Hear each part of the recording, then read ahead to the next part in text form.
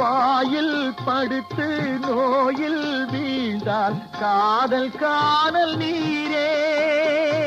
இது மேடு பள்ளம் தேடும் உள்ளம் போகும் ஞான தேரே. இல்லறம் கேட்டால் துறவறம் பேசும் இதயமே மாறிவிடு. நான் வாழ்ந்து பார்த்து சாய்ந்த தென்னை உன்னை நீ மாற்றிவிடு.